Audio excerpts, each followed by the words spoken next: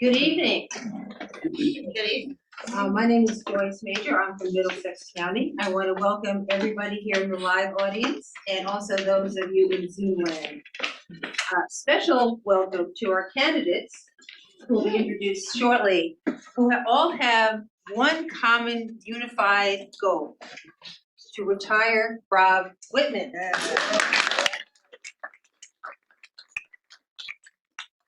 I'm pleased to say that this event is sponsored by 6 rural committees in the 68th district, and we'll introduce the chairs later, but just to give recognition to Essex County, to Gloucester, to King and Queen, to King William, to Matthews, and to Middlesex. A little bit about the rules of engagement. We have 5 questions that we're going to be asking our panel. They already have 3 of the questions because we wanted them to do their homework and prepare and give us good in-depth answers in 90 seconds. So time is so critical here. 2 of the questions are going to be live, and we have 1 bonus question just in case we run out, we have some extra time, we'll shoot that extra question to them as well. All the questions did come from our local committees and our voters, so they are represented, their voices are represented here. After this forum is over, then we'll have a chance to meet our candidates if you desire in the hallway to get to know them a little bit better. And I think that's all that I've got. I'm going to turn over to our chair of Gloucester to introduce our moderator. Good evening, everyone. My name is Pam Garner, and I'm the chair of Gloucester Dems. I have the pleasure of introducing our moderator. Her name is Ronnie Cohen. She is a professor emerita of business law, a licensed Virginia attorney, and respected civic leader whose career reflects more than 3 decades of service to education, ethics, and community advancement. Cohen is also a leading voice in historic preservation. She currently serves as vice president of the Woodville Rosenwald School Foundation, helping guide the restoration and preservation of the historic 1923 Woodville School. Her work supports the protection of African American educational history and the transformation of the site into a cultural and educational resource for future generations. With her blend of legal expertise, academic rigor, and community-centered leadership, Ronnie Cohen brings fairness, clarity, and integrity to her role as our moderator of the Congressional District 1 Candidate Forum. So thank you and welcome.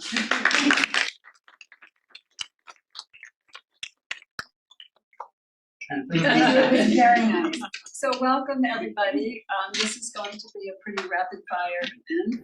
And so just to start saving time, let me just, is that you? Yeah. So everybody has their cell phones off, right? So we can move on. I'm gonna let the candidates.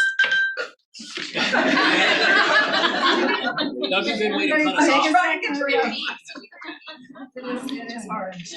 I'm going to let the candidates introduce themselves with their opening statements in order just to save a little bit of time and see their names in front of them. So no point in being overly redundant while we're trying to move along. So beginning at my far right by the door is our first candidate. And so introduce yourself and give your opening statement. It's 90 seconds. Absolutely. And the timer is going. Well, thank you everyone so much for being here in a time where the news kind of sucks most of the time. Actually showing up and being a part of the community, I truly believe joy is the greatest resistance, and that's what's going to carry us through the next couple of years. So thank you for taking time to be here.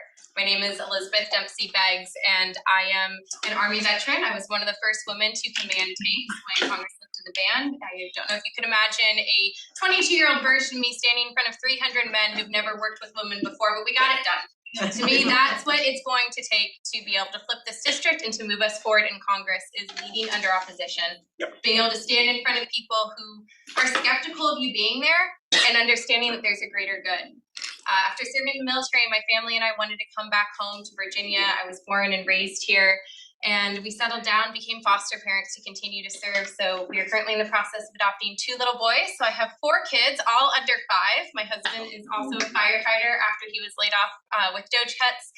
And we just really enjoy being here. I look forward to being able to answer any questions you have and hearing what issues are most important to you and retiring Rob Wittman.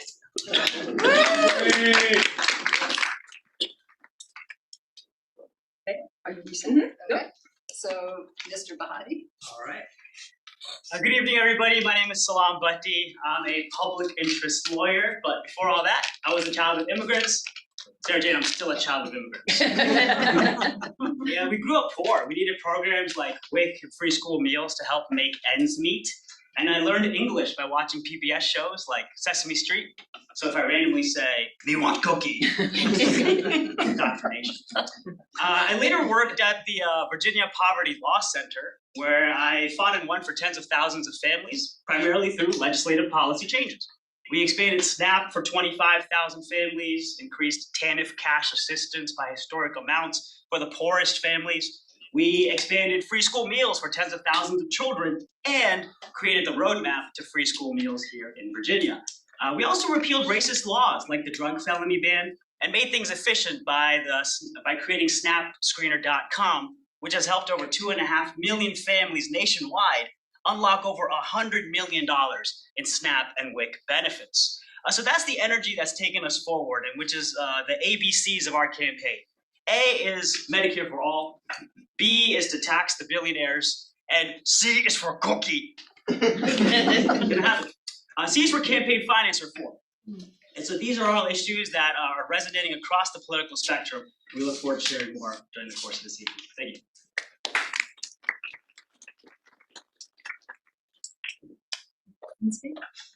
Thank you for getting my last name right. So you'll always ask me 2 things. How do you pronounce your last name? And why does a guy who looks like he's 12 years old running for Congress?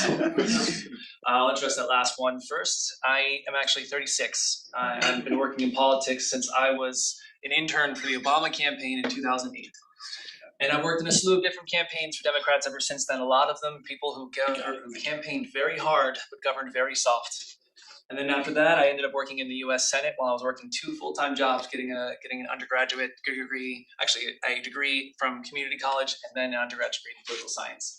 And during my time in the Senate, I just didn't like what I saw. I had to talk to veterans every single day who were dealing with issues either with the VA or getting access to different benefits that they were absolutely entitled to. And I had a piece of paper that was taped on my desk that was manicured talking points of why we couldn't do anything about them. So now, after that, I became a community organizer. First in education, trying to help aspiring teachers go through school without having to go into too much debt. Then it became economic fairness, making sure that people who worked 2 jobs like me could still afford to be able to, 30 seconds, in order to have a chance at upward mobility and reach the middle class. And now I work in environmental justice for the Sierra Club Virginia chapter, where I specifically work in rural areas. And the thing I will say about that is I know that places like this have been forgot about by DC and have been forgotten about by our party. And I'm running to change both those things.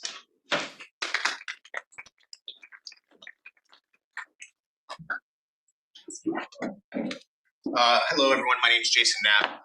I am a retired Navy commander. I flew combat missions for about 20 years in the Navy, but I started as just a poor kid like a lot of us, surviving on Medicaid food stamps, sticking little lick and stick stamps to a card on grocery day.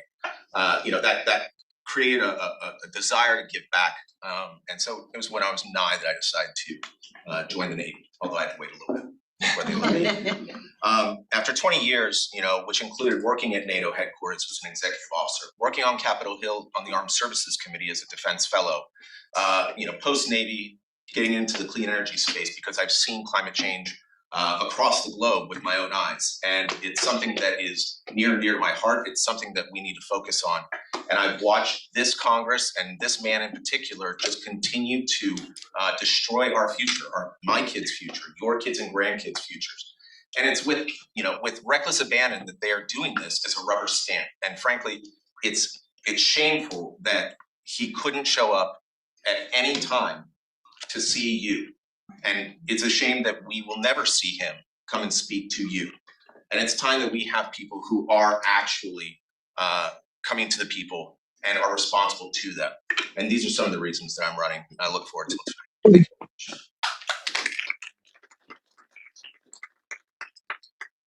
Good evening, everyone. My name is Ericka Kopp.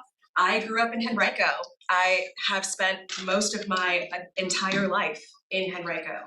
This district is home to my extended family and my family that I consider you all to be as well. And I fight for my family. I do that now as a healthcare lawyer. I defend healthcare every day. And so to see Rob Wittman and people in Congress destroying healthcare for you all, for us, for everyone, it's despicable. And then for Rob Wittman to say things that he's not taking away healthcare, he's lying to us. And we need to hold him accountable. So my platform is access and accountability through action. And accountability applies to all of us. It applies to me, which is why I'm here with you all, answering questions, and will be here with you all afterwards to address any issues that you would like to. It also includes access to things like universal health care. I am a caregiver to a disabled combat veteran. That includes giving veterans the access to care that they need, that they are entitled to. I look forward to getting to speak with each of you today, and thank you for your time.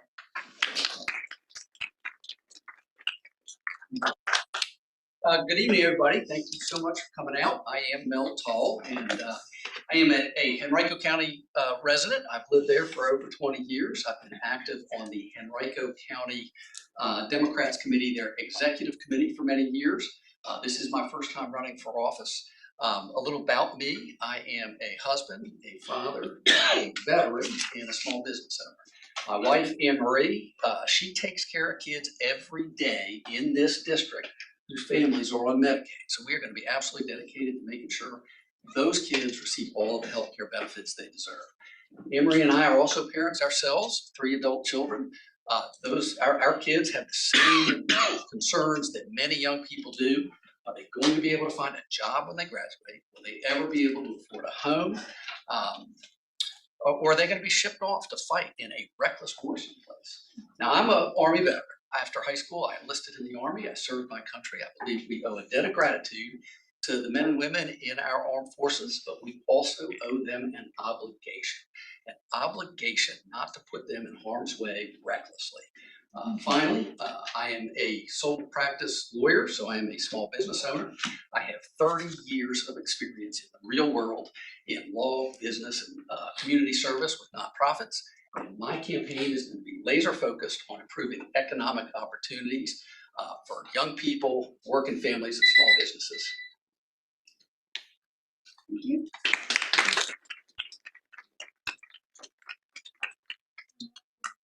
First of 3 questions that the candidates had the opportunity to prepare in advance.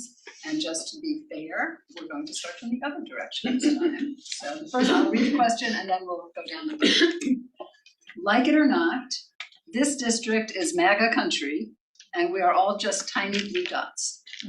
Knowing this and the fact that Rob Wittman is a well-respected traditional Republican incumbent, how would you win over and excite disaffected Republicans, independents, and young voters to vote for you, and why electing you should matter to them?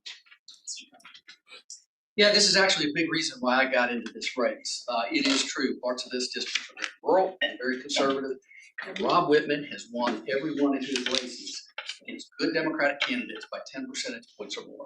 In the most recent referendum for yes or no for the redistricting, the Republicans won by 10 percentage points. In fact, to my knowledge, the only Democrat that has ever won in this district is Abigail Spanberger in the recent governor's race. And she won this race by running as an independent, moderate Democratic candidate. So I feel if we're going to win in this district, we need somebody like me as the nominee, who is, like I said, an Army veteran, small business owner, 30 years of experience in the real world, who takes a very pragmatic approach to working with people. I believe in working with people who may not always agree with us on everything, to build relationships, gain an understanding of different perspectives, build common ground, find common ground, just get stuff done.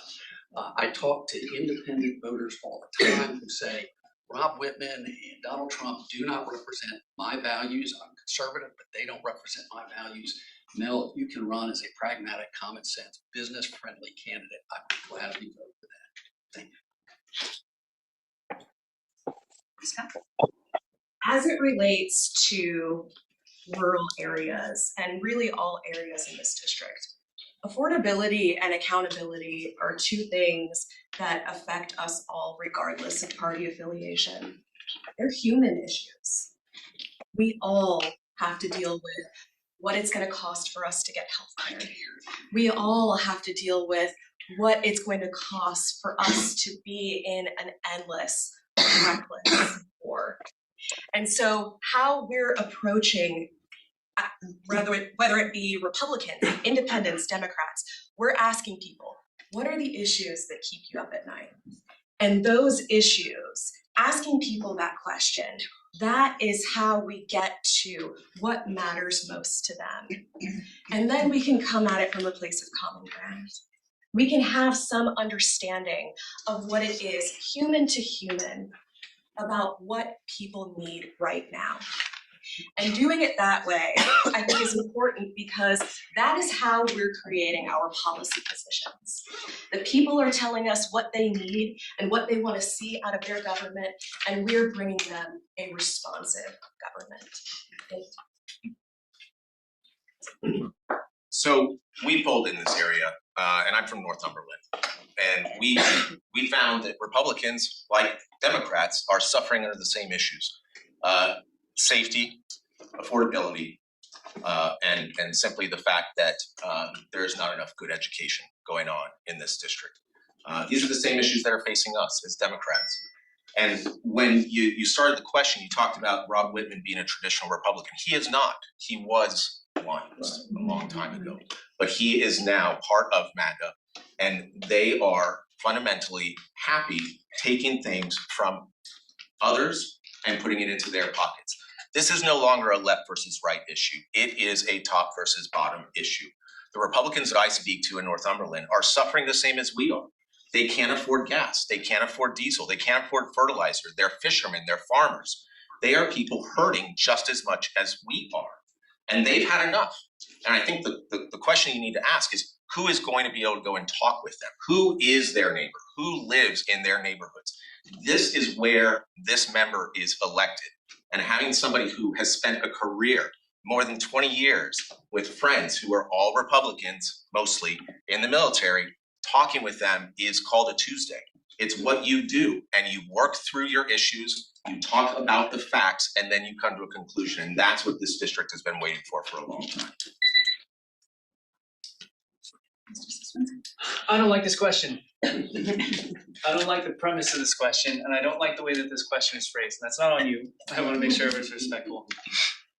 I think the way that it's phrased is an exact excuse as why the state party overlooks places like this. We're just a couple of blue dots in a MAGA area, so therefore, why even try? In my opinion, community organizing, they mostly go in rural areas. They're the dumping ground of big industry, and most of the people that I work with there are MAGA. And we've been able to overcome billion-dollar industries trying to build a big data center next to people's neighborhoods or a landfill right next to children's schools. And we understand the reason we can be successful in that is because when you are in a tapestry of shared struggle, you can come together and put your differences aside. But in order to do that, you have to show up first. One of the things that drives me nuts about our party is that we don't invest in places like this. We don't allow time to have a dialogue with people we might disagree with. We're too busy drawing a line.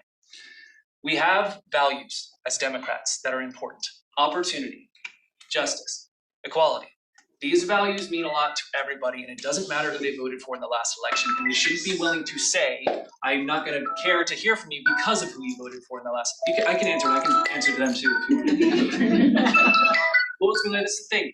Are we Democrats? Let's put us on full contrast. Show them what representation looks like. Show them what they're missing from Rob Wittman. Talk to them. Ask them what they think. Work on policy with them, not just against them. And doing that requires showing up, and that's what we need to do more as a party and as candidates. It's a good question. Sorry.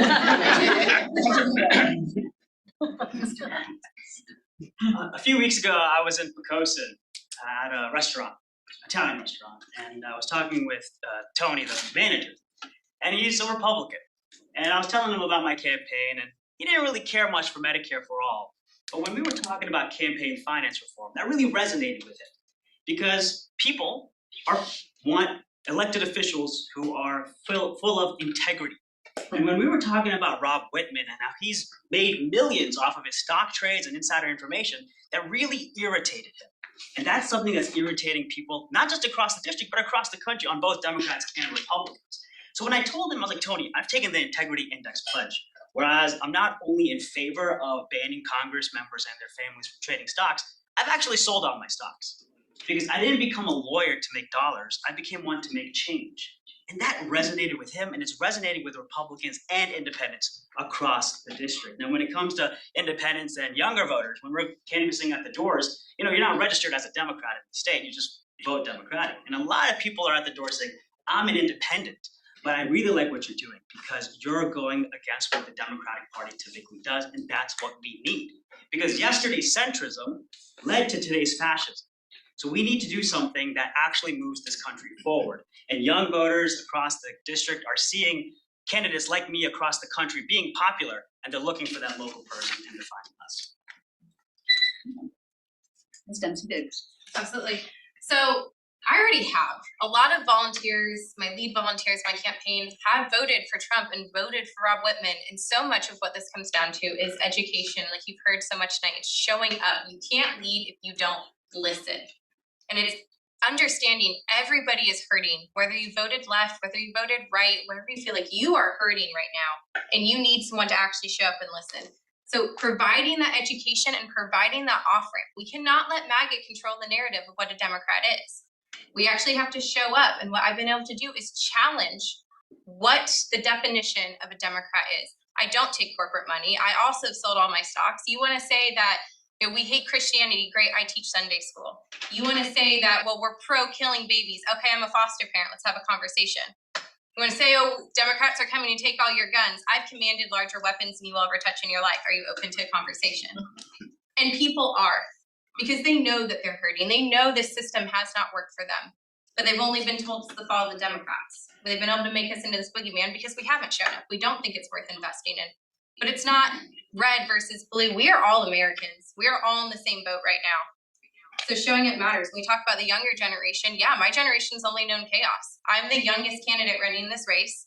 And it's about showing up where people are and understanding that, great, you know what, at 22, you might not have a ton of money to donate to campaign. That doesn't matter. Your vote still matters. Your life still matters. Okay, the second question. I hope you'll like this one better. Affordability is a major concern. What would you do to help a Middlesex County family of 4, including 2 parents who are both working and 2 school-aged children, in the short, medium, and long term as they struggle to make ends meet?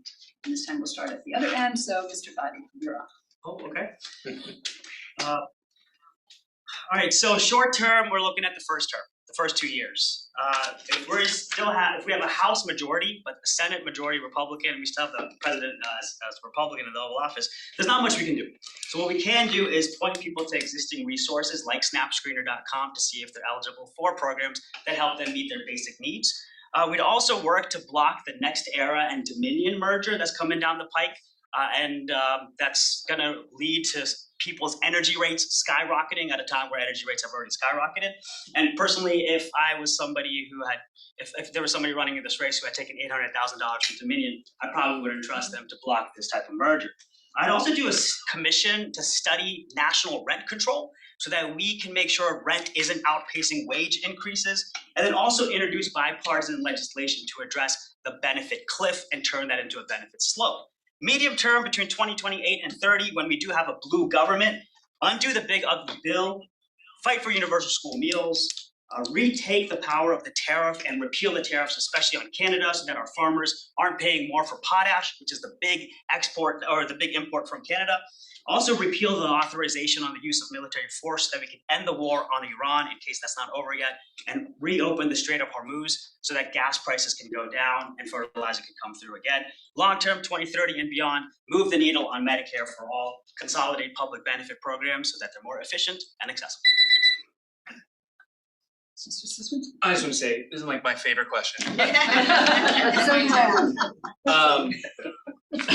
Salaam just gave a dossier on policies that I agree with, so that's I want to go outside those margins, I guess. I think it's important to describe affordability in real terms, and affordability means you either make more money or you lower prices. And there is not something on the left or the right to accomplish either of those things. Right now, Democrats are going with plans to say, well, we're going to stop inflation from going even further. That is not good enough. That is not good enough because 51% of Virginians right now are going into debt just to afford food. And in this district, about 80,000 people, most of them children, are at hunger risk, are going to bed hungry every single night. And that was in 2023 by Feeding America. It's probably worse now. One of the things we can do to provide immediate relief, and I believe this as a Democrat to my core, is we need to lower taxes on the majority of people. And we pay for it by closing corporate loopholes and making sure greedy billionaires pay their fair share. That can provide immediate relief. That's also a good political strategy because I want to win places like this by our ideas. And if we show in full contrast, Rob Wittman's always going to protect those who have the deepest pockets, the ones who can afford it, the ones we've given bailouts to, and we can be the party that says in moments of crisis, it's time for them to pick up the tab for once. It's that on top of a lot of the great public benefits programs that we should be bolstering and bragging about like we used to instead of just trying to villainize. This is time to show that we have two parties and we need practical solutions and bold vision, and that's what I'm trying to bring.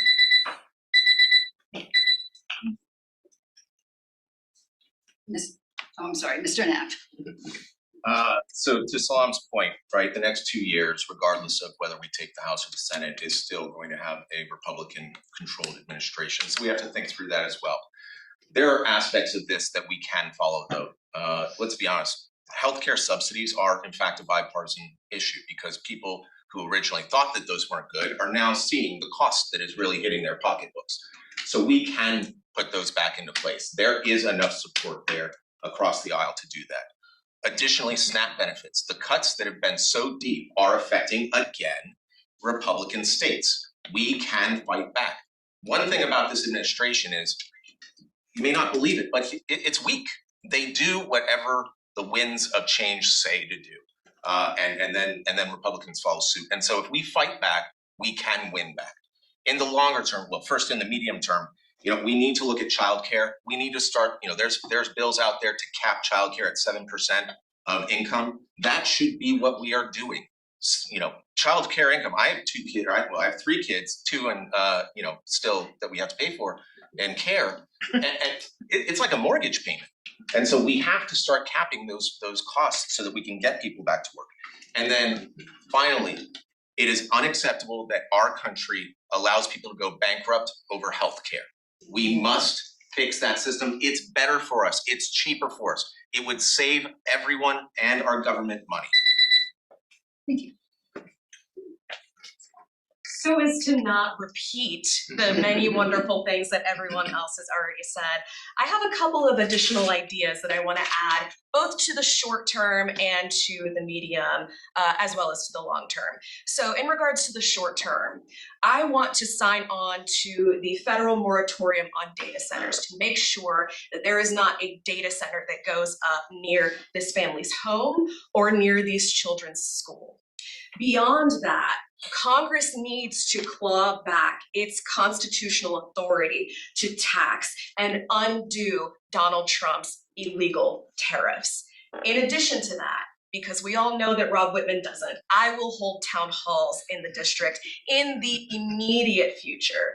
Additionally, as soon as I get into office, I have already pledged $2,000 of my monthly congressional salary to go to nonprofits in the district, which will indirectly help to benefit these this family. In the medium term, I want to coordinate with state and local legislators to have a way that we can all work together to address the problems of people in Middlesex County as well as beyond in the rest of the district broadly. In addition to that, in the long term, I want to work on universal health care. I want to impeach Donald Trump. Plain and simple. And also, I want to revise the federal poverty line calculation. Yeah, so a family like this with 2 working parents and 2 kids, they're going to have immediate concerns with just paying their bills. They're going to have middle term concerns of what do their opportunities look like the next few years. And then they're going to have long-term concerns. What are the opportunities for their kids in the next decade or so? So in the immediate term, I would end the tariffs, which are increasing the cost of living for all of us, our gas, our groceries. I would strengthen and protect Medicaid, Medicare, the ACA, make healthcare more affordable for these folks. And then I would increase the child tax credit, help these folks pay their bills. In the longer term, the first thing I would do, we need to finish the job on bringing high-speed internet to rural communities. That opens up online learning, remote work, telemedicine, things that this family's going to need. Beyond that, I would work on affordable housing in rural areas. I would focus on incentivizing more childcare in remote areas like this. And then I'd strengthen the public schools, the community colleges, the on-the-job training, the apprenticeships, things like that, with a focus on the local industries like seafood, shipbuilding, tourism, so that these kids grow up knowing that they can get an education, they can get a job, they can get a house, and raise their families in this community without leaving for other opportunities. I just want to say I love this question too, because I always say slogans don't save lives. We can give someone a perfect answer, but you have to understand that we are under a Republican administration, and taking this job, you have a duty to make the lives of your constituents better every day, not just wave your hand and say, sorry, my hands are tied, can't do much. So in the short term, number one, we're going to change the tax code when it comes to childcare. If a billionaire or even a millionaire gets to write off the cost of their private jet as a business expense, but 2 parents working full time don't get to write off the full cost of their childcare, you know we have a corrupt system. And that is something there's so much bipartisan support for. It's a very quick change that will affect people right away if they have young kids at home. We're also going to end the tariffs like we've talked about to be completely vulnerable here. My family and I sat at the kitchen table, we cried over the cost of groceries. With 4 young kids at home and groceries going up 40% the last month alone on a firefighter salary, we struggled to figure out how we're going to make it. So it's something incredibly personal to me. We're also going to cap prescription costs per family or per individual. So not per prescription, how much you are total paying out of pocket in the short term. Then when we go into the middle, the long term, the last time minimum wage was raised was in 2009. That would be $26 an hour today. We have to raise the minimum wage, and we have to do it quickly. I also have a program in place to support small businesses while we are doing that, so that it's not just corporations that can handle it and being able to get more of a monopoly. In the long term, we're going to tax billionaires. We're going to make billionaires and corporations pay their fair share, so that if you are making, as a family, under $100,000 a year, that you're not paying income tax. That's everybody, right? I got you all. Just keeping track of my, trying to be fair and not losing my mind. Okay. So the third question, which, as I said before, it was one that was sent to the candidates in advance. Voting rights are under attack, as are the state's constitutionally mandated control of elections. What actions would you take to restore and preserve voting rights? And the examples in here are the 15th, 19th, 24th, and 26th amendments and the Voting Rights Act of 1965. And we will begin with Mr. Cywinski. I really appreciate this question because it's timely. It might be one of the most timely things that we were talking about. We said, our main goal is to retire Rob Wittman. Sure, but the pathway is make sure that we strengthen our democracy and make sure we have a democracy. That's how we get there. We got to hold Donald Trump accountable. And we know that this is part of a broader plan because as soon as they gutted the Voting Rights Act, before the ink was even dry on the decision, they re-gerrymandered Louisiana and several other states. That's what's at stake. And if you look at all of our institutions, you can see if there's much harm has been done in this short amount of time Our institutions run a house of cards in the first place, and the Supreme Court should have been the stopgap for all of these things to happen. Now, on the practical side, for someone who's in Congress, we can pass the John Lewis Act, we can strengthen voting rights there again. But again, we're going to have a hard time with the Supreme Court. I know a lot of folks want to pack the Supreme Court. I certainly think that that's an important decision we should be looking at. But I also want to set the tone that if you are engaged in unethical behavior, there will be consequences. 2 Supreme Court justices engaged in what looks like bribery to me. That's what I would call it. I guess legally they can decide. But millions of dollars, hundreds of thousands of dollars for 2 Supreme Court justices. They need to be put on notice. They need to show that there's consequences for their actions. And even if the Senate doesn't pass it, I still think it's important for us to say that the people who are supposed to be the caretaker for their democracy, they suffer consequences too. So calling for those kind of bold ideas and those kind of consequences to make sure that no matter how powerful we are, you have to suffer consequences too. That's what I want to do. And Mr. Knapp? So we men and women for our nation's history have fought and died for those amendments that are passed and for the Civil Rights Amendment in '65. We can't just look past that. Blood and treasure were spent putting those words on paper, and we need to fight with every tool that we have in the arsenal.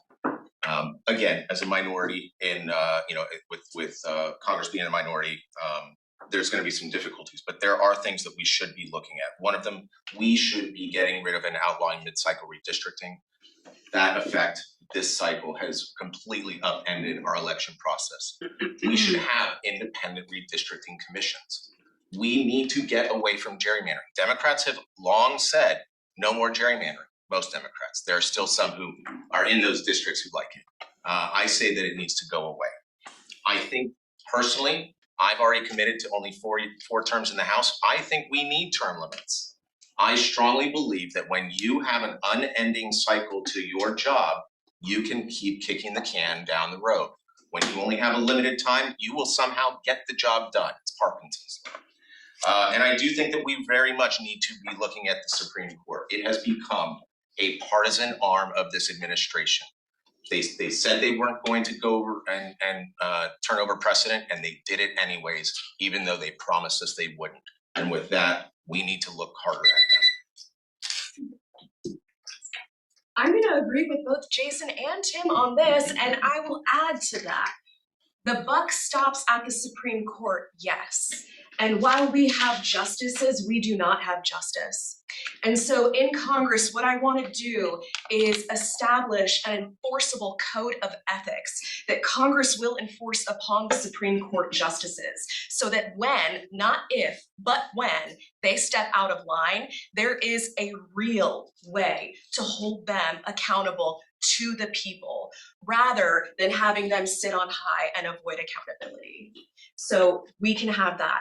I also want to regulate the use of the shadow docket so that we don't have opinions that are single paragraph, unsigned as it relates to our constitutional amendments, like the right to vote. And with that, I think once we have a situation where we have a president that is able to put in place justices that won't be such partisan hacks, then we can look at strategies such as expanding the court to allow for one justice per each appellate federal circuit. So that would expand the court to 13 as opposed to the 9 justices that we currently have. And then I think we can pass the John Lewis Voting Rights Act. No, because I reset.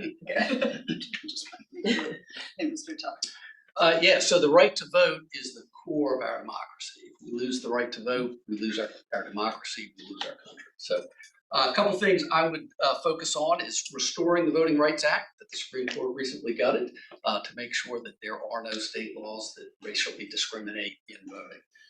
I would oppose the SAVE Act, which is intentionally written to prevent women and lower income folks from being able to register to vote. I would also protect early voting and mail-in voting, which is under attack by the current administration. I would propose, as others have, a nationwide ban on partisan gerrymandering. Partisan gerrymandering, it's been a problem for a long time. It's only going to get worse after this term. And finally, I would encourage all of the states to join the Ericka system for sharing voter rolls. That system has been very, very effective at identifying voters who have died, voters that have moved, and eliminating a lot of fraud. The Republicans could not find the fraud that they were alleging, and because this system was working so well, their solution was to cancel the system. So that's what I would do. Thank you. Ms. Dempsey? Yeah, this is incredibly well timed. This question, I don't think that is by mistake, because we like to talk about when women gained the right to vote, and so often we neglect to talk about when Black women earned the right to vote decades later. And if one person does not have justice in this country, does not have the right to vote, then none of us truly know justice, and everything is under attack. So people may be able to say, oh, it doesn't affect me, I'm not impacted by this. Yes, you absolutely are, and you absolutely should care. So to add on to what everyone else said, we're also going to ban federal agents from being at polling locations, because we know that is coming. We know people are going to be there. ICE agents will be, especially in districts like the 1st District that they know is up for grabs and they're scared of losing it. We're going to make sure people are not intimidated. We're also going to support community efforts so that people have a friend going with them when they go to vote. Definitely opposing the SAVE Act. If you are an active duty military woman and you changed your name when you got married, guess what? That goes through. You're not voting this election if you're deployed. That's insane. The people who are risking their lives for our Constitution won't even have the right to vote. And reforming the court. So I support a full ethics reform of the court, as well as putting in place an age limit. We don't let you fly a plane after a certain age. You probably shouldn't be in charge of the future of our democracy. And with that, we're also going to ban political gerrymandering and get back to having a true democracy where everyone knows that they have the right to vote. It is something that people have fought and died and lost their lives for throughout history. We're not going to go down without a fight. So one of the things I learned while I was at the Virginia Poverty Law Center is you don't wait for a majority to introduce legislation. You just introduce the legislation and you take as many bites of the apple to really make it right, so that when it's time for it to shine, it's ready to go. So some of those things include the John Lewis Voting Rights Act, which is already in play, and we're going to keep it in play. And it's really important. This a lot of people say it, but one of the things that it's so good at is providing safeguards for redistricting in areas that have had discriminatory impact. So it's very critical that we have that go through. Also ending partisan gerrymandering. Now here in Virginia, which has excellent voting opportunities, what we did, unfortunately, was create a bipartisan commission to redistrict, and it failed immediately. The Supreme Court of Virginia had to come in and make the districts as they are today, and it's a conservative Supreme Court, and look at where we're at. So we need to have a neutral, nonpartisan commission on redistricting. We want to also expand the Supreme Court and provide term limits, not just for the Supreme Court, but also for Congress. And we also want to work on a strategy to build the bench in state-elected assemblies, because those are the assemblies that are making the maps. So if any time something fails, we have some sort of stopgaps to get the job done. The SAVE Act is currently sitting in the Senate. We want to undo that in case that goes through. Automatic voter registration is also important. And to ensure that electeds are answering to the people we need campaign finance reform. So we're going to have to undo Citizens United. Thank you. And I think, am I right? That brings us to a break.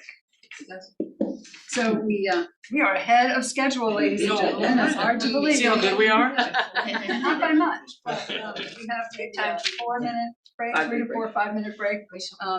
So if you want to use the restroom, it's out the back door. We'll open the front door as well. The front door as well, so you can just stretch your legs.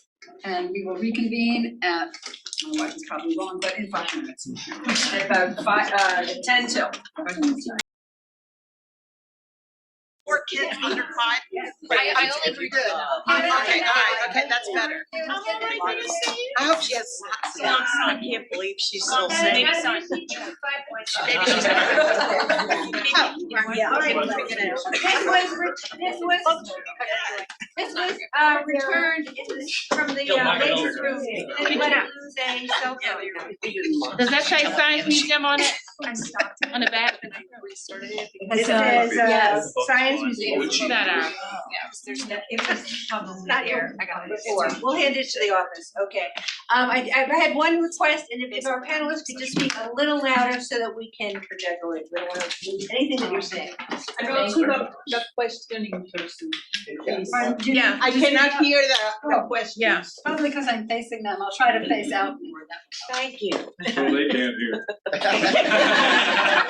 They're close. Well, the first two questions they already had, but the next two will be new for everybody.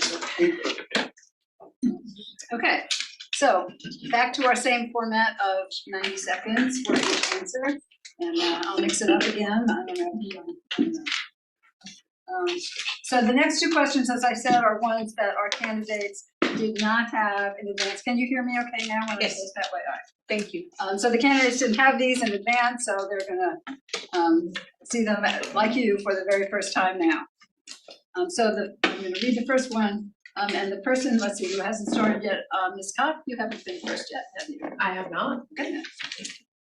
So here's the question. Based on your conversations that you had in Congressional District 1 rural communities, list your 3 top priorities for Virginia and the district, specifically aside from voting rights and affordability. Then, all in 90 seconds, pick one and tell us how you would address that priority.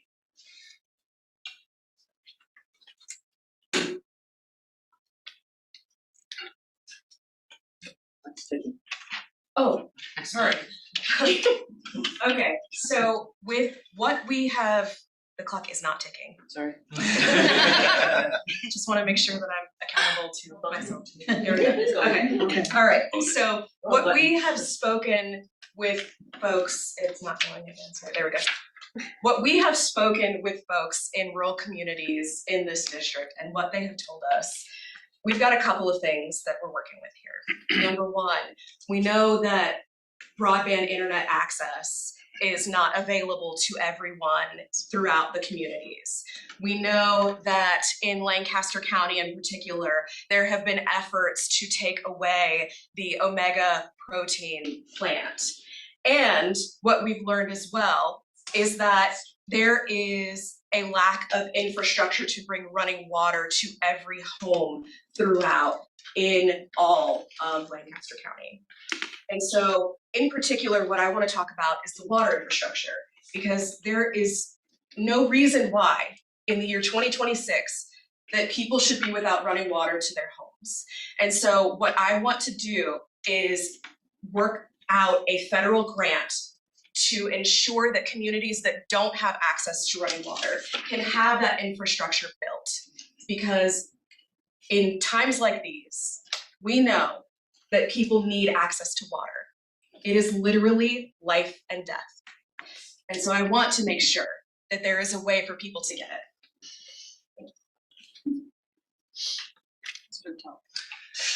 Yeah, so the 3 things that I think I've heard about most are economic opportunities. So children who grow up here can stay here for their education and get jobs and raise a family.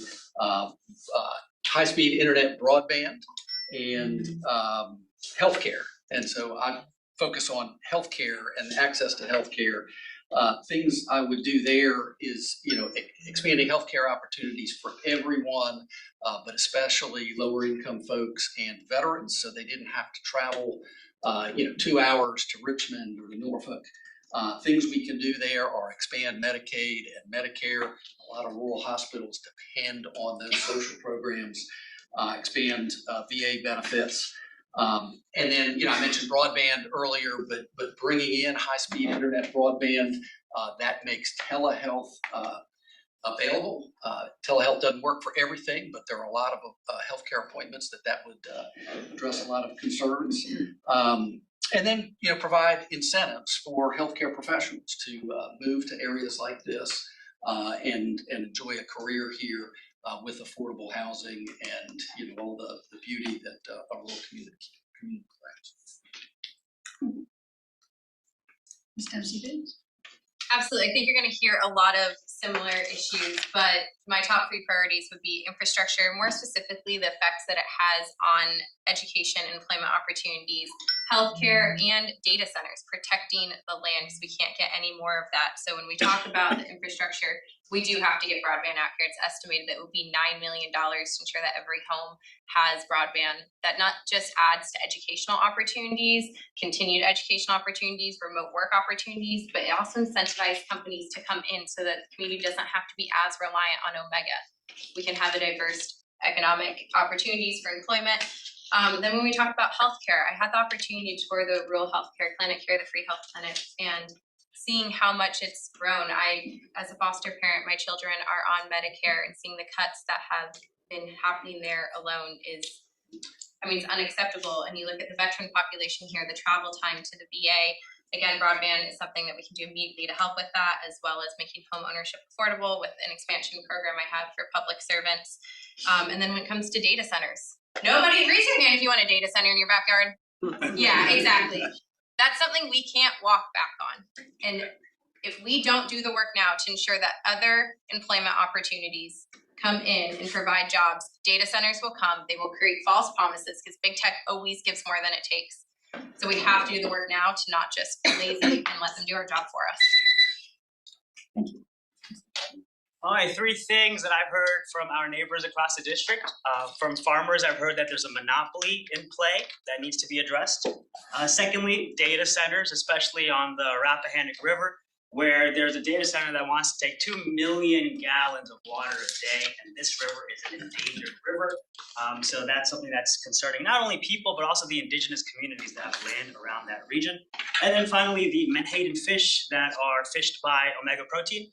There needs to be a study that is regarding localized depletion. So that's something I'd like to see done. But now, the one I want to address is the farm monopoly. We were meeting with farmers in the Northern Neck, and they said that in the past, they've supported Rob Wittman, but they're never going to support him again. So we've got a good crop of folks who are ready to turn their backs on him and move forward with folks who are willing to fight for him. So when I was at the Food Research and Action Center, we worked against a Republican-led farm bill.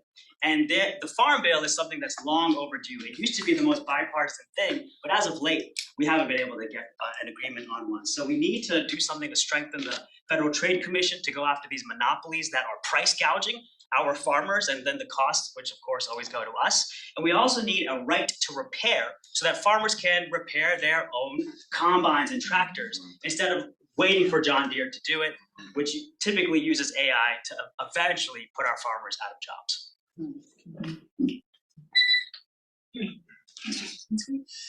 It's always problematic going last. I wrote a whole bunch, more than 3, and I had to cross them out as everybody was going with these things. But the things that I hear most about are healthcare. I hear about economics, which I consider opportunity, which I consider dignity, and assistance to farmers, which is what I was going to talk about. Anyway, so then let's just talk about this. The economy in this area, as in across the country, is based off usually just big industrial projects. Like both of them we're talking about, data centers seem to be all the rage. And they put them in places like this because they think that people here aren't powerful enough to stop them, and we're proving them wrong all the time. But it's also the fact that local leaders think that they're desperate for anyone who can write a big check and say, well, this one project will increase this revenue by whatever millions of dollars. One project will do that. What we really should be doing is diversifying the economy of these areas. Some of that is supporting our farmers, like Salaam was talking about. Some of that is making sure that we're investing in small businesses. I think the pathway to rebuilding the middle class runs through rural areas. Infrastructure and internet's great, but we can also be bringing rail. We can be bringing stimulus packages specific to small businesses so that you become more valuable, so that big businesses can't possibly try to use this as a dumping ground, which is what we're seeing across Virginia. So I have a plan, what I call the Main Street Fund, where only small businesses specific to rural areas and specific to underserved areas have access to a large fund, so we can revitalize places like this and revitalize the American dream. Mr. Knapp. Thank you. Oh, I'm sorry, Jason. Thank you, sir. So very quickly, the 3 things. I mean, energy and energy costs, and I can talk your ear off. We can talk about that later. Farming and federal support, obviously, we've covered, I think, the gamut. I would like, if we don't have time to speak about Omega, but as a facility that is in my hometown, or, where I live in Reedville, happy to talk about that outside when we're done. But the most important thing to talk about here is education. Education is the economic driver of our country, and we are not providing the proper investment. It is one that affects all of us, but it also affects our Black and brown communities even more. And this is because of the fact that most African American families in this district and across the country have roughly $44,000 of wealth compared to $240,000 of wealth for a white family. That translates into continued snowball effects throughout those communities. They don't get the loans that they want. They just killed the Stafford subsidized loan in the beautiful bill. And we have folks that are going to be unable to even pay the interest on these bills because predatory lending attacks people who are going to for-profit colleges. These are things that are working against our economy. They are working against our future, and we're letting it happen. We are literally letting the future get away from us because we're allowing for-profit to take over for education. And so I think that that is one of the most critical things that we have to in this country put a fix to. And now I just want to commend you all. I've noticed like you stop and the bell rings and it's really quite remarkable. So good work on that. And then our last question. General Patton once said, quote, "Courage is fear holding on a minute longer. True character is doing something you know is right even though it is hard. Describe a time when you took action that showed courage, knowing that it was the right thing to do, but it was hard."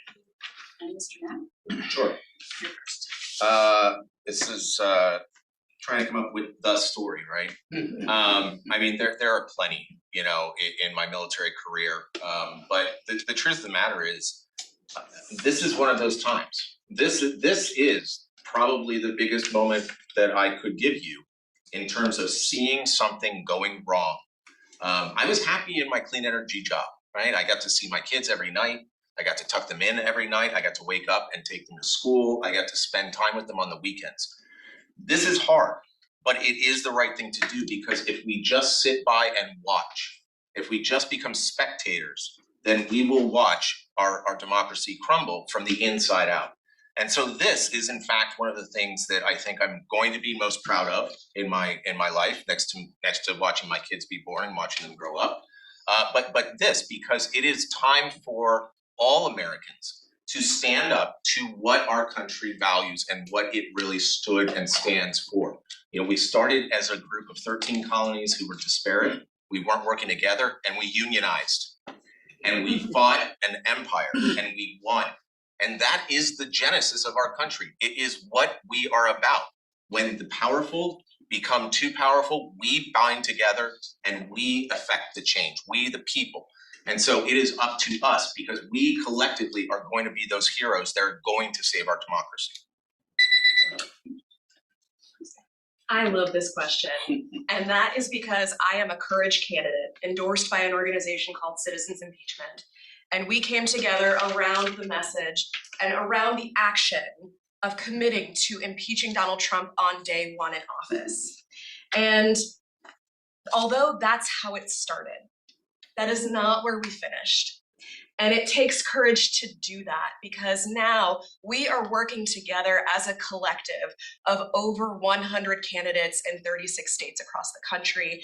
And we're going to work together to get progressive policies passed, like universal health care, like taxing the rich, and so much more. And so while I do agree with Jason, yes, that standing up, stepping out of normal for something and a time that is very, very not normal, that in addition to that, being a courage candidate, having the courage to stand up here, well, rather sit, and to advocate for impeachment of a president who has taken lawless, unconstitutional actions day in and day out, with so many people asking, why isn't anyone stopping him? The courage candidates are doing just that by committing to stopping this reckless president.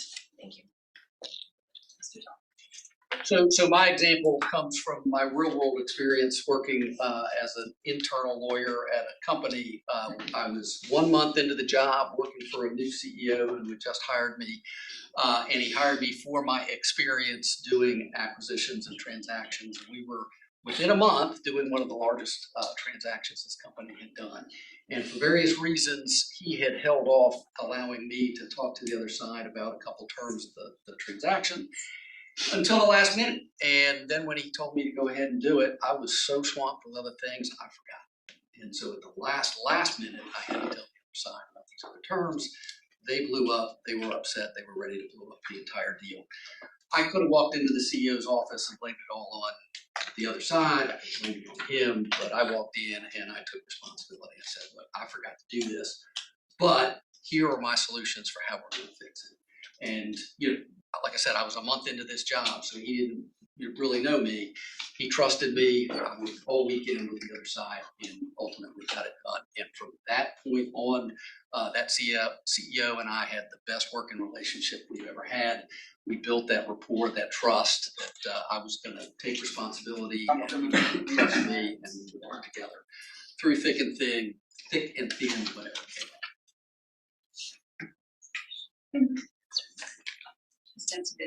Well, I just want to throw it out there that General Patton was also an armor officer. He was the father of armor, and I could give you a lot of examples from my military career. The reality is that nothing will test your morality like commanding basic training, much less integrating women into that role. But I want to tell you about what brought me here.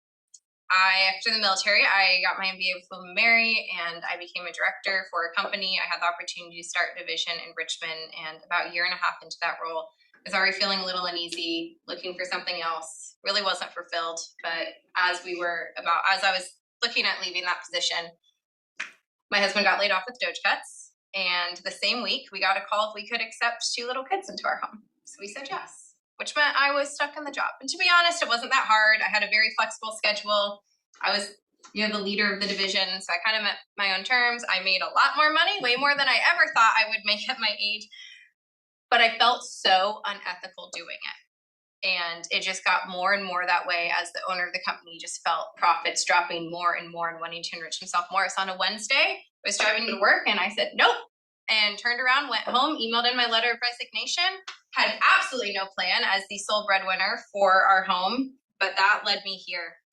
Because how could I not? In 10 years, my kids will hold me accountable to everything happening right now. And I will have to tell them what I did, and they will know that no one fought as hard for them and every other child as their mom did. That is a legacy I can live with. Clap your hands if you were at the Lancaster County Labor Day picnic last year. From Ericka. So while I was doing my stump speech there, it was met with light applause and people liked it. But as I got to the last point in my speech, internally I was very nervous. But I thought, because I didn't know how everybody was going to react. It wasn't really popular discourse to talk about it, but I was like, this is part of my campaign. I got to be authentic. So I said, and for God's sake, we need to end the genocide in Gaza.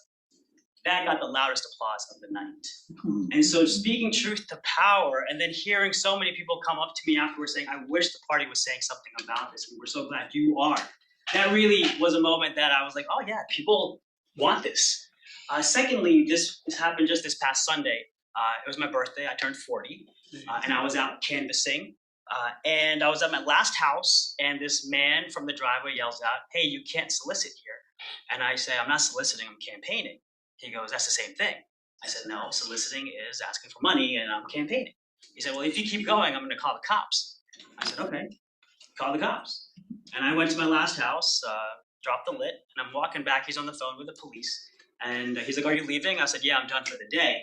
He said, okay. And then he tells the cops he's gone.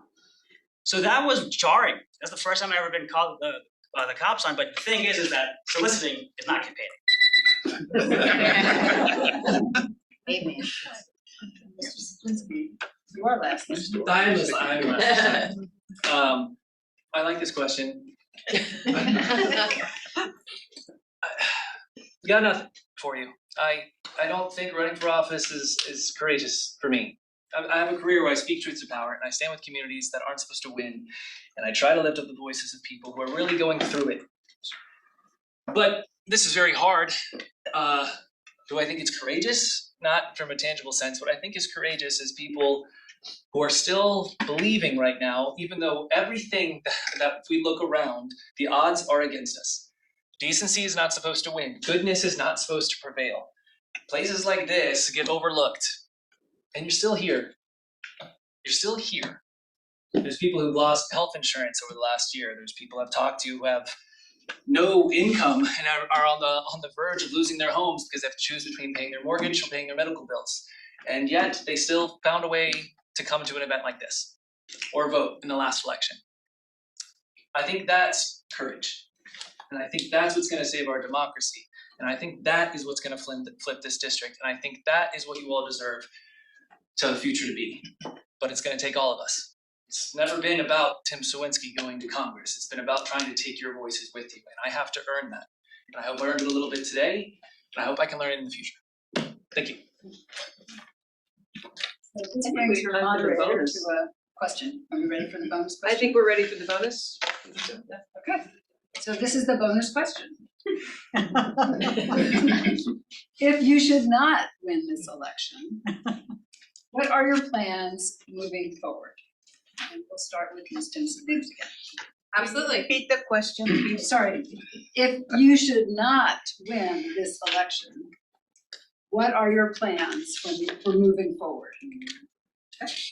Well, I have an easy answer for y'all because I'm going to keep doing exactly what I'm doing right now. I've always said if you can't make your community better while you're campaigning, you're sure as hell not going to do it when you're in office. My job doesn't start when I earn your vote, when I get elected and go to Washington. My job started just by being a citizen here, by working to make the community better. So something we've been really proud to do in this campaign is run a mutual aid campaign. We did a drive for foster care, obviously. Probably you're going to remember that. That's something important to me.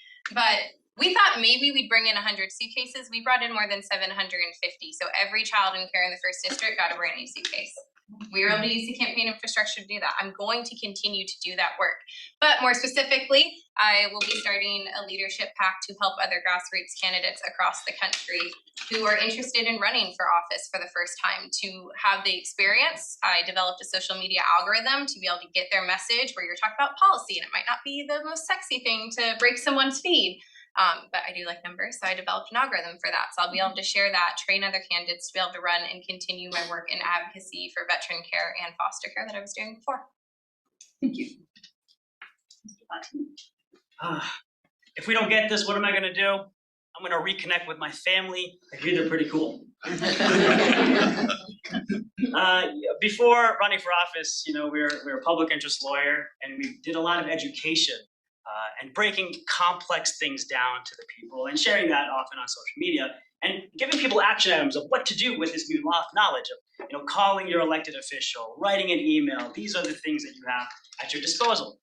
So continue going back to that, making sure we hold our elected officials' feet to the fire and hold them accountable, and continue educating folks about complex issues and breaking them down, which is what we were doing. Mr. Cywinski. I'm a community organizer right now. I'm a policy expert or an advocate. I can't imagine that I would do anything else. I don't know if I know how to do anything else. I also think in the short term, if I don't win the primary, I would be happy to still campaign against Rob Wittman arm to arm with you all, because that guy's got to go. He represents everything that is wrong with our politics. And I think it's going to take all of us to make sure that he's gone. But in the long term, my life's never been one where I could build the bridges I get to cross. You just work hard, you hope for a little bit of luck, and you do what you can to both survive, to thrive, and you try to do it while you're being kind. So that's my plan for the future, is to continue doing that. Mr. Knapp. Sure. I'll echo what Salaam said. I'm going to reconnect with my family, my kiddos, as best I can, and enjoy the little bit of summer that we might still have to enjoy each other with. But, looking at the table here, one of the things I want to bring out is that the people that are here in front of you are showing up. Okay? It is important to show up. We, as Democrats, used to show up much better. We used to come to the rural areas. And too often, I think our party forgets these areas. And so I would be happy to walk hand in hand, arm in arm, as you wish, with anyone that is sitting at this table. I got into the clean energy space after my military career because I wanted to do something to make the world a bit better, a bit safer for my kids, a bit healthier. I would continue with the focus there as well. It's not something that is just a whim. We really do have to get this squared away for my kids, for your kids and grandkids, because that is what we are about. That's what this is all about. It is about the future of our families, the future of our nation, and that's what I would want to commit myself to once again. If I were not to get the primary nomination, I know that I would have a lot more time on my hands. And one thing that I've done in the past is volunteer at the food bank. So I would be doing that again. And in addition to that, we were speaking with an organization just last night who has now just recently included in their volunteer ground game effort to flip this district blue. They've now just included VA1 in their plan. And so if I am not the nominee, then I would be working with that organization called Swing Left to help whomever the Democratic nominee is get elected, because I agree with what the others have said thus far, is that it's going to take every one of us to make sure that Rob Wittman is no longer our so-called representative. Yeah, absolutely. The first thing I'll do if I'm not elected is support whoever the nominee is, because it really is the most important thing we can do right now is defeat Rob Wittman, take back control of the House, and start fighting back against the chaos and the corruption that's going on. So that's number one. After that, there is an issue that I have learned a whole lot more about through this campaign that I want to focus on and see how it can make a difference, and that's the undue influence of corporate money and the party leadership of both parties on the primary system. I have been very critical of Rob Wittman for the amount of corporate money he is taking and the fact that he will not stand up to Donald Trump and the administration, because he's afraid he'll be primary. Well, come to turn out, I'm not sure the Democratic Party is a whole lot better. I mean, we all know Shannon Taylor has taken $800,000 from Dominion Energy.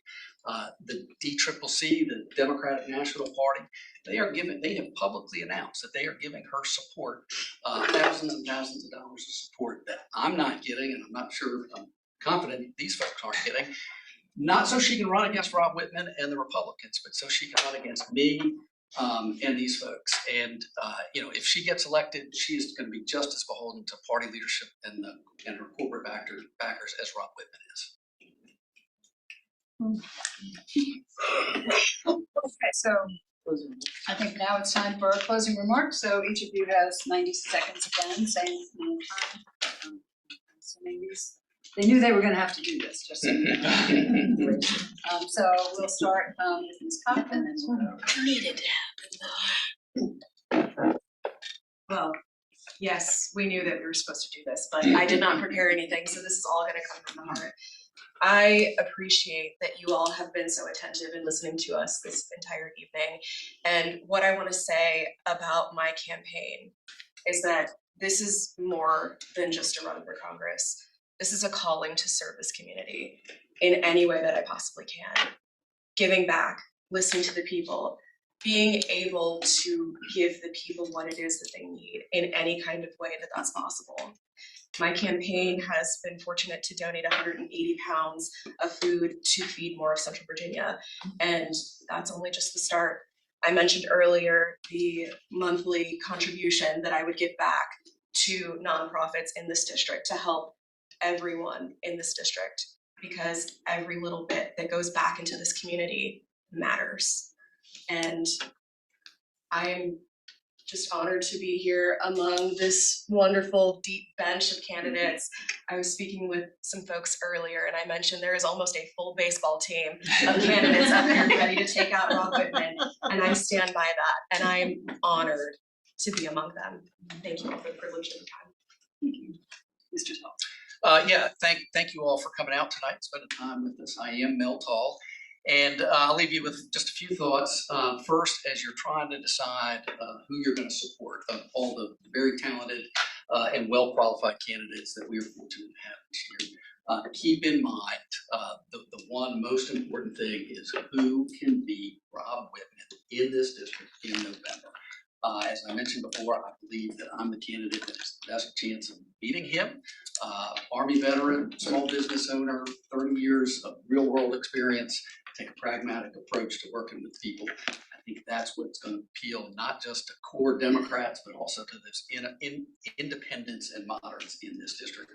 And we're going to need every one of their votes. Beyond that, once you decide who you think gives us the best chance of beating Rob Wittman, be actively involved in this primary. Support that candidate. Support them with, financially, and support them by volunteering. That's really important. If you just sit back and say, "Oh, I'm just going to support whoever wins the primary," we know who you're going to get. You're going to get the candidate that's supported by Dominion Energy and the DCCC. I am confident that I can beat Rob Wittman in November, but I need your help now to beat the DCCC and Dominion. Thanks. Well, thank you all for being here. If you leave with one thing tonight, I hope that you know that I'm not a politician. I didn't grow up dreaming of the day I would launch my first campaign, but I'm an American who loves my country, who's dedicated my life to serving my country and my community with proven leadership, and this is an extension of that. I mentioned earlier that I will have to be accountable in 10 years to my children on what I did when the atrocities of this administration were happening. And I have to be proud of the legacy that I'm leaving and how I'm fighting for them. That's exactly why I'm doing it. I hope you remember that, armor, which we've brought up multiple times tonight. Thank you. I didn't pay anyone to do that for me. But armor is the combat arms of decision, and that is what has been missing in the Democratic Party. Being able to make bold, decisive decisions that could potentially cost somebody their lives. That's the policy we're talking about. People are actually dying at the decisions that are being made. We have a president who turns off SNAP funding and lets people starve for political power and personal gain. That's absolutely unacceptable. We need bold leadership that's comfortable making those decisions. So you do have to choose who you believe can actually flip the seat from Wittman. And I know that I have that ability to. I know how to have conversations with independents, with Republicans. It's something that I actually enjoyed because I did work for the Republican Party. I was 17, so please don't hold it against me too much. But I know what it takes to change somebody's mind, and I know we can have a lot of fun while we're doing it and rebuild a much better future where we all have a chance. There's a Chinese writer named Lin Yutang who says, "When small men begin to cast long shadows, it means the sun is about to set." I think that sums up what we're seeing today. So as the sun sets on this version of America, and we're left in the loneliness and darkness of the night to wonder who's going to come save us, well, the answer is it's us. We are the ones we've been waiting for. And our ask is this, that in our campaign, we are waiting for you to join us on this journey, on this struggle, as we work towards that next sunrise of a brand new nation that is focused on working families, not special interests. We've amassed nearly 300 volunteers who are ready to fight for that change. A lot of them are Gen Z, but we won't hold it against you if you're not Gen Z. And it's a wonderful, joyful movement that is working diligently throughout the week through postcards, through canvassing and phone banking to get the job done. So we have a volunteer sheet outside. We've got literature. We're not taking any corporate PAC or pro-Israeli money. So if you'd like to make a small dollar contribution, that'll help us go a long way because, hey, listen, it's 61 days until the election. Democracy is a participatory sport. It's not just about voting. It's about getting involved, whether it's donating your time, talent, or treasure. One way to do that is through our campaign. So I thank you. My name is Salaam Bhatti, and we're running for Congress. I just want to start by saying thank you to everyone who put this together, to the rural districts, to the rural Democrats in particular. This is really important, and sometimes we need excuses to come here, but we also should be here as much as possible as well. Fully fledged platform is one that is lived experience, that's abstract study, but also how much you have a dialogue with people who are actually going through it. I mentioned earlier that there's this tapestry of shared struggle that's going on, and we can actually come together when we all say we see you, we're willing to do something about it, and I'm willing to not be condescending. I think that's what a problem with the Democratic Party lately in places like this is we get a primary person, they'll run to the left, and then when they get there, they start running to the right. I think it's about time that we be as obnoxious about our values as the other side is about hatred and division and scapegoating. I know how to do that because that's what my career is. Democrats, Republicans, it doesn't matter. This isn't just about left versus right. It's about who has power and who does not. My platform is designed to make sure that we're empowering you. And I want to campaign that way. And I want to win that way. If it's just one person who has a lot of money, that doesn't feel like we earned it. So hopefully we'll be able to earn that. And I think everyone on this table is doing that. And I think we would be at a privilege to work for any of them. But if you decide you like what we're doing in my campaign, I'd love to have you volunteer. So, my name is Cywinski. I believe this country was built by all of us. I'm just running so our future can be the same. I'm going to start by actually having my campaign manager, Josh, raise his hand because it is Josh's birthday today. Hey. And I'm celebrating with his family. He's here with me because that's what this is what is so important. You might want to hit the button. I guess I get a free birthday. So look, I want you to look at our website. We have put our policy positions fully on there, fully drafted papers, fully legislated ideas. Because if you're going to run for something, you need to stand for something. And I stand for things, and I put them out. And that is part of running a campaign, is not trying to work through words or not putting something out that maybe you'll have to backtrack. I'm not backtracking on anything that I've said, and I never will, because what I tell you is the truth. It's just the way I am. I think that you also need to look at November. It really comes down to who wins this seat. I've personally known Rob Wittman for 15 years. I, in my service, used to escort him on his coattails throughout Europe. I have sat on airplanes with him. I have sat in meetings with him. I know what has made him tick and where he has given up. I don't know what he truly was like in his heart 15 years ago, but whatever that is, it is gone. I know what that man is at his core, and I am able to use that, and I will be it. Thank you. Thank you all of our candidates. Let's give them all a big round. The people who organized this, I just showed up to do this one little thing, but they worked on everything to get it ready for you and to invite all these people and get the questions. So round of applause.